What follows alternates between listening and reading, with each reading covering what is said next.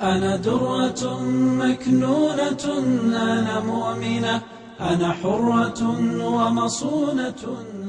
سورہ النحل کی آیت میں ہے، آیت نمبر 97 میں، من عمل صالحا من ذکر او انثى وهو مؤمن فلنحيينه حیاتا طیبہ۔ جو شخص نیک عمل کرے گا، خواہ مرد ہو یا عورت، ہم اسے ضرور پاکیزہ زندگی بسر کرائیں گے اور انہیں ہم ضرور ان کے اعمال کے مطابق بہتر بدلہ دیں گے۔ تو شریعت نے خواتین کو جو حقوق دلوائے ہیں، وہ حقوق مرد کے مقابلے میں کہیں زیادہ بڑھ جاتے ہیں۔ ذمہ داریوں کے حوالے سے اگر دیکھیں، میری مراد اس سے یہ ہے کہ آپ اگر ایک مثال سے اسے سمجھنا چاہیں، عورت اور مرد دونوں میں اسلام نے کس طرح سے فرق رکھا ہے اور کس طرح سے عورت کو زیادہ عزت دیا ہے۔ مثال کے طور پر ایک شخص کا انتقال ہوتا ہے، بیوی کا حصہ نکال، اس کی ایک بیوی ہے اور 2 بچے ہیں، ایک بیٹی اور ایک بیٹا۔ عورت کا حصہ، اس کی بیوی کا حصہ نکالنے کے بعد لڑکی کے حصے میں اگر فرض کریں 1 لاکھ روپیہ آتا ہے اور لڑکے کے حصے میں 2 لاکھ روپے آتے ہیں۔ اب اگر دونوں کا کمپیریزن کرنا چاہیں تو آپ دیکھیے کہ جیسے ایک مرد ہے، ایک لڑکا ہے، تو اس نے اپنی ماں اور بہن کی ساری کفالت کی ذمہ داری اٹھانی ہے۔ اگر اس کی بہن پڑھتی ہے، تعلیم بھی دلوانی ہے، اس کے رہنے سہنے کھانے پینے کے اخراجات ہیں، اس کی ماں کے اخراجات ہیں۔ پھر جب موقع آتا ہے تو اسے اپنی بہن کی شادی بھی کرنی ہے، شادی کے موقع پر بھی اس کا مال خرچ ہوگا۔ پھر جب وہ بہن کو فارغ کر لے، ماں کی ذمہ داری تو اپنی جگہ پر رہتی ہے۔ پھر اس کے بعد اس نے خود شادی کرنی ہے تو مہر دینا،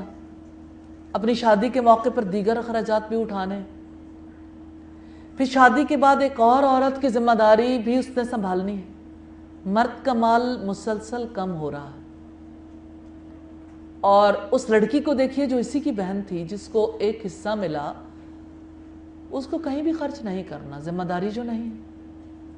وہ بھائی سے بھی پا رہی ہے۔ اور پھر جس وقت وہ اپنے شوہر کی ہو جاتی ہے، سسرال چلی جاتی ہے، شوہر اسے حق مہر دیتا ہے، اس کے مال میں اضافہ، اس کو ایک بار پھر شوہر کی طرف سے پاکٹ منی بھی دی جاتی ہے، گھریلو اخراجات کے لیے بھی رقم دی جاتی ہے، اس کے مال میں مزید اضافہ ہو رہا ہے۔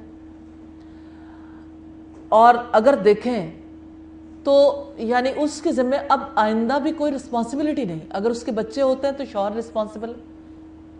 اس کے اور اس کے بچوں کے تمام اخراجات شوہر کے ذمہ ہیں۔ اسی طرح سے یعنی اس عورت کے لیے اس کا مال بڑھ رہا ہے، اور جو اس کے مقابلے میں اس کا بھائی ہے، اس کا مال مسلسل کم ہو رہا ہے۔ تو جب معاشی ذمہ داری نہیں تھی، پھر عورت کو جو مال دلوایا گیا، تو یہ عورت کے ساتھ حسن معاملہ ہے، رحمت کا سلوک ہے کہ اسلام نے اس کے اوپر بوجھ نہیں ڈالا۔ اس لحاظ سے اگر ہم یہ دیکھنا چاہیں، مساوات مرد و زن کا جو ڈرامہ پوری دنیا کے سامنے رکھا گیا، تو اصلاً ان میں مساوات قائم نہیں ہو سکتی۔ مساوات اسی اعتبار سے قائم ہو سکتی تھی کہ پیدائش کے اعتبار سے برابر ہوں، اعمال کے اعتبار سے برابر ہوں، ذمہ داریاں اپنے اپنے فیلڈ کے لحاظ سے، نہ وہ بائیولوجیکلی ایک جیسے ہیں کہ ان کو ایک طرح کی رسپانسبلٹیز دی جائیں، نہ اپنے ایموشنز کے اعتبار سے ایک جیسے۔ اللہ نے عورت کو نرم دلی عطا کی ہے، عورت جزویات تک جا کے دیکھتی ہے، اور اس خصوصیت کی وجہ سے وہ بچے تو عمدہ طریقے سے پال سکتی ہے، لیکن سوسائٹی میں جو باہر کی دنیا میں اسے امور انجام دینے ہیں، اس کے لیے بہرحال یہ خصوصیات اس کو وہ فائدہ نہیں دے سکتی۔ اسی وجہ سے جب عورت گواہی دینے کے لیے عدالتوں میں پہنچتی ہے تو ہارڈنگز لکھتا ہے کہ انصاف کی عدالتوں میں عورتیں اکثر جھوٹی گواہی دیتی ہوئے پائی گئیں۔ اس کی ریزن اگر پیچھے جا کے دیکھنا چاہیں، کیونکہ اس نے اپنے عمومی تجربے کی بنیاد پر لکھا، تو اس کی ریزن اگر پیچھے جا کے جھانک کے دیکھنا چاہیں تو عورت خوفزدہ ہو جاتی، پریشرائز ہو جاتی، اپنی بات کو آسانی سے بدل دیتی بنسبت مرد کے۔ تو اسلام نے اس کے اوپر ایسی ذمہ داریاں نہیں ڈالیں جس کی وجہ سے اس کا بنیادی کردار متاثر ہو، یعنی اس کی جو بنیادی ذمہ داریاں ہیں وہ متاثر ہو۔ فطرت نے عورت سے جو کام لینا تھا بحیثیت ماں کے، اس کے لیے اسے جو صلاحیتیں دی گئی وہ بہت زیادہ اس کے مطابق ہے۔ بچوں کی پیدائش، ان کی پرورش، ان کی تربیت اور گھر کے اندر کے امور، یہ سب سلسلہ جو ہے عورتوں کے لیے بہت زیادہ سوٹیبل ہے۔ لیکن اس کے باوجود بھی خواتین میں سے ایسی خواتین ہیں جو اب معاشرے میں اپنا رول پلے کرنا چاہتی ہیں، معاشی میدان میں بھی حصہ لینا چاہتی ہیں، تو اسلام معاشی میدان میں اسے حصہ لینے سے روکتا نہیں ہے۔ وہ بزنس کرنا چاہے، وہ زراعت میں کہیں حصہ بٹانا چاہے، کہیں وہ باقی امور میں کہیں یعنی اپنے طور پر کردار ادا کرنا چاہے، تو اسلام اسے روکتا نہیں ہے۔ ہاں، علم کے حصول کے لیے اور علم دینے کے لیے جیسے مرد کی ذمہ داریاں ایسے ہی عورت کا بھی فرض ہے۔ تو یہ جو اسلام نے اصول دیے یہ اس کی فطرت کے عین مطابق ہے۔ صدیوں کا تجربہ آج انسانیت کے سامنے ہے۔ مغرب مرد اور عورت کو شانہ بشانہ دیکھنا چاہتا ہے، عورت سے بھی وہ کام لینا چاہتا ہے جو وہ مردوں سے لیتا، حالانکہ عورت ان مقاصد کے لیے پیدا ہی نہیں کی گئی۔ اس کو نہ اس کی جسمانی صورتحال ایسی ہے، نہ اس کی صلاحیتیں قوتیں ایسی ہیں۔ مرد اسے باہر کے میدان میں کھینچنا چاہتے ہیں اور اس کے تباہ کن نتائج ہیں جو آج کا یورپ بھگت رہا۔ مسلمان بھی اپنی نادانی کی وجہ سے اس کی طرف لپکتے ہوئے دکھائی دیتے ہیں، لیکن اگر تقابلی مطالعہ کر کے ہم دیکھیں تو حقیقت یہ ہے کہ اس کوشش نے عورت کو بہت زیادہ تکالیف اور مشقتوں میں مبتلا کر دیا ہے۔ صحیح معنوں میں اگر اسلامی معاشرہ قائم ہو جائے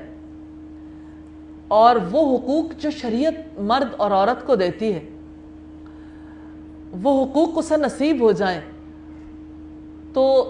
حقیقت یہ ہے کہ یہی زندگی جنت نشاں بن سکتی۔ وہ حقوق جو اسلام نے عورت کو دیے ہیں ان کا آج کا مغرب تصور بھی نہیں کر سکتا۔ اور اگر ہم پیچھے جا کے دیکھنا چاہیں تو وہ قومیں جنہوں نے مساوات مرد و زن کا نعرہ لگایا ہے، انہوں نے اپنے یہاں جو تصور رکھا ہے، تو اسلام نے تو لڑکے اور لڑکی کی پیدائش میں فرق نہیں رکھا، نہ روحانی اور اخلاقی اعتبار سے ان میں فرق رکھا ہے۔ تقوی طہارت میں بھی دونوں کو برابری دی ہے، عبادات میں بھی دونوں کو یکساں حقوق دیے ہیں، علم میں بھی دونوں کو یکساں مقام دیا ہے۔ لیکن آج بھی اگر ہم دیکھنا چاہیں تو ہندوازم میں عورت کو علم سیکھنے کے لیے کوئی حق میسر نہیں۔ ویدوں میں 8 قسم کے نکاحوں کا تذکرہ ہمیں ملتا ہے۔ اس چیز نے ان لوگوں کے یہاں بہت زیادہ خرابیاں پیدا کر دی ہیں۔ اسلام اگرچہ ایک سے زائد نکاح کرنے کی مرد کو اجازت دیتا ہے، لیکن عدل کو شرط قرار دیتا، اور اگر اس اصول کو ختم کر دیا جائے تو دنیا میں بڑا بحران پیدا ہو جائے۔ دنیا میں کتنے معاشرے ہیں جہاں پر بچے پیدا کرنے تک پر پابندیاں عائد کر دی گئیں۔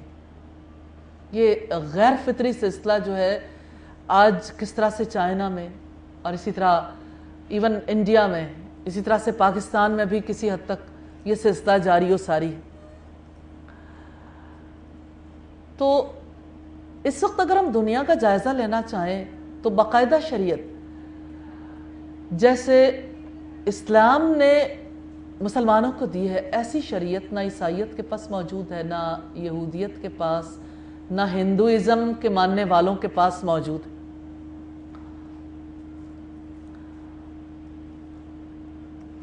اس لحاظ سے اگر ہم دیکھیں تو اسلام پورا ایک ضابطہ ہے، اور ہم انشاءاللہ تعالی آئندہ آنے والے دنوں میں دیکھیں گے کہ اسلام نے عورت اور مرد کو جو یکساں حقوق دیے اور پھر ان کو جو الگ الگ حقوق دیے وہ کس نوعیت کے، انشاءاللہ اس کے بارے میں ضرور بات کریں گے۔ ہاں یہ بات ہے کہ یہ ساری صورتحال جس کا آج ہم نے جائزہ لیا مختصراً، اگرچہ اس میں بڑی تفصیل کی ضرورت ہے، تو مساوات مرد و زن کا نعرہ دراصل انسانیت کی تذلیل ہے، دراصل فطری پروگرام سے انحراف ہے، اور غور کیا جائے تو یہ محسوس ہوتا ہے کہ اس وقت مذاہب کی جنگ نہیں ہے، تہذیبوں کی جنگ ہے، معاشروں کی جنگ نہیں ہے، سویلائزیشن کی جنگ ہے، یہ کلیش آف سویلائزیشن ہے۔ اور جتنے بھی ادارے قائم ہوں گے، ان اداروں کے توسط سے ہم جس نتیجے تک پہنچ سکتے ہیں، آج کتنے مقامات پر یہ نتائج سامنے آ چکے، ان کے انجام کو سامنے رکھتے ہوئے ہم عبرت حاصل کر سکتے ہیں۔ اگر آج یورپ کا بنیادی ادارہ خاندان تباہ ہو گیا تو کل ہمارے یہاں اگر پورے طریقے سے ان کی تہذیب کو لاگو کرنے کی جیسا کہ ان کی کوشش ہے، اگر یہی سلسلہ جاری رہا تو خاندان کا ادارہ یہاں بھی برقرار نہیں رہے گا۔ اگر وہ عورت آج تکلیف میں ہے تو کل مسلمان عورت بھی اس سے زیادہ بڑھ کر تکلیف میں آ سکتی۔ تو اصل بات یہ ہے کہ ہمیں اسلامی شریعت کو سمجھنے کی ضرورت ہے اور اس کے مقاصد کو سمجھنے کی ضرورت ہے، اور یہ کہ دنیا کی جتنی شریعتیں ہیں یا دنیا کے جتنے نظام ہیں، یہ جو دنیا میں جو کچھ بھی آج مذہب کے نام پر موجود ہے، جب وہ اپنی اوریجنل اصلی حالت میں موجود نہیں ہے، تو جو چیز اصل موجود ہے اور جس کو زمانوں تک پرکھا گیا اور اس کے بہترین نتائج سامنے آئے، تو یقیناً علم ہی اس کا فیصلہ کر سکتا ہے۔ اور سچی بات یہ ہے کہ اس وقت ہماری سوسائٹی کو جس چیز کی سب سے زیادہ ضرورت ہے وہ علم ہے، کہ ہم اپنے دین کو، اپنی تہذیب کو، اپنی شریعت کو سمجھیں کہ ہماری شریعت نے ہمیں مقام کیا دیا ہے، معاشی اعتبار سے، معاشرتی اعتبار سے، اور اسلام ہم سے چاہتا کیا ہے، اور مساوات مرد و زن کا نعرہ جو ہے یہ کس قدر احمقانہ اور کس قدر انسانیت کی تذلیل کرنے والا نعرہ ہے۔ میں اللہ سے دعا کرتی ہوں کہ اللہ تعالی ہمیں اپنے دین کا سچا علم نصیب فرمائے اور ہمیں اس کا گہرائی سے جائزہ لے کر اس پر یقین کرنے کی توفیق عطا فرمائے اور ہمیں اپنی اصل کی طرف لوٹ جانے کی توفیق دے۔ أنا درة مكنونة أنا مؤمنة أنا حرة ومصونة أنا مسلمة أنا درة مكنونة أنا مؤمنة أنا حرة ومصونة أنا مسلمة أنا نجمة في عالم متقلب أنا شعلة تهدي النفوس الهائمة